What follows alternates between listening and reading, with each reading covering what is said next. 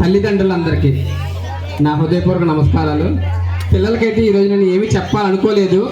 తల్లిదండ్రుల గురించి నాలుగు మాటలు మాట్లాడదామని నేను ఇవాళ ఎంత పనున్నా ఆగాను. కానీ నిజంగా ఇందాక రత్నాజీ చౌదరి గారు చెప్పినట్టు తల్లిదండ్రులు ఇక్కడ నన్ను నిరాశపరిచారండి. నిజంగానండి. ఎందుకంటే అక్కడ కేంద్ర ప్రభుత్వం, రాష్ట్ర ప్రభుత్వం ఎంతో ప్రతిష్టాత్మకంగా చాలా ఖర్చు పెట్టి, నిజంగా ఈ ఖర్చు చాలా ఖర్చు అండి. ఇంత ఖర్చు పెట్టి ఈ ప్రోగ్రామ్ డిజైన్ చేసిందంటే ఇందులో చాలా గూఢార్థం ఉంది. ఒక్క అడుగు ఇటువైపు వేస్తే రేపొద్దున మీ భవిష్యత్తు బంగారు బాట అవుతుంది, మీ పిల్లల భవిష్యత్తు బంగారు బాట అవుతుందని చెప్పాలన్న సదుద్దేశంతో ఈ కార్యక్రమాన్ని ఏర్పాటు చేశారు. ఇక్కడికి వచ్చిన తల్లిదండ్రులు ఎవరైతే ఉన్నారో వాళ్ళందరూ కూడా సక్సెస్ఫుల్ తల్లిదండ్రులు. అసలు నువ్వు చెప్పకూడదు వాళ్ళకి. నేను చూశాను అక్కడ జనపరెడ్డి, మన జక్కాశెట్టి గారు అమ్మాయి స్కూల్ ఫస్ట్ వచ్చింది, రెండో అమ్మాయి కోసం వచ్చింది. ఇవాళ నా సుబ్రహ్మణ్యం నాకు మాట్లాడంటే వాళ్ళ అమ్మాయి కూడా చాలా బాగా చదువుతుంది. ఇక్కడ ఇందాక జగతవారు అమ్మాయి వచ్చింది. వీళ్ళందరూ కూడా వాళ్ళ పిల్లలు బాగా చదువుతున్నారు, వాళ్ళు కేర్ తీసుకుందామని వచ్చిన తల్లిదండ్రులు వచ్చారండి. మిగతా వాళ్ళు రాలేదు. ఒక్క విషయం చెప్తున్నాను సార్, నేను ఎక్కువసేపు మాట్లాడినా ఎందుకంటే అత్త మాటలు పిల్లలకి నేను ఇసుకిస్తున్నానా? ఈసారి తల్లిదండ్రులు ఒక్క 5 నిమిషాలు మాట్లాడతానంటే. సరే, ఇక్కడ ఈ రోజు నుంచి ఎన్ని రోజులు కాన్సెప్ట్ చెప్పారండి? 100 days. ఇక్కడ అందరూ ఉన్నవాళ్ళు వ్యవసాయదారులేనా?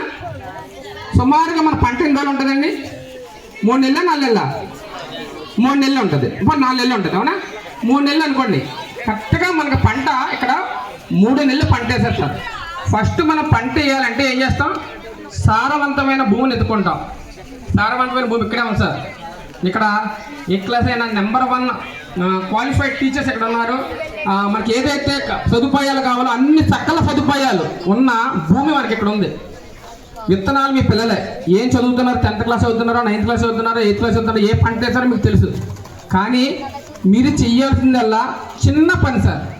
పంట వేసిన తర్వాత మీరు వదిలేస్తున్నారా? వదులుతలేదు. ఈరోజు పేరెంట్స్ మీటింగ్ మానేసుకొని అక్కడ కూర్చున్నారు వెళ్ళి, అవునా? కానీ ఇక్కడ మీరు శ్రద్ధ చేయండి. వాటికి కావాల్సిన ఎరువులు ఏమి వేయాలి అంటే వాళ్ళ పిల్లలు ఎలా వస్తున్నారు, ఎలా తయారై వస్తున్నారు, ఎక్కడెక్కడ తిరుగుతున్నారు, కొంచెం సంరక్షణ మనం చేసుకోవాలండి. అదే కాదు, వాళ్ళు కలుపు మొక్కలను పీకుతామా పీకకుండా ఉంటే పంట మన చేతికి వచ్చేద్దాం, పీకాలా? ఆ శ్రద్ధ మీ అందరికీ తెలుసు తల్లిదండ్రులుగా. అలాగే మన పిల్లల్లో ఉన్న చెడు భావాలు, పక్కోళ్ళతో చెడు వాళ్ళతో తిరుగుతున్నారా, వాళ్ళకి ఏం చెప్పాలి అన్న శ్రద్ధ మీలో ఎవరికైనా ఉందా? అది కూడా మనకు ఉండాలి. ఒక పంట అండి, ఇది ఇదో పంట, నిజంగా పంటే. ఇంకో విషయం చెప్తున్నా, అసలు మనం పంట వేసిన తర్వాత రోజుకి ఎన్నిసార్లు వెళ్ళి చూసుకుంటామండి? 3 సార్లు 4 సార్లు వెళ్తాం.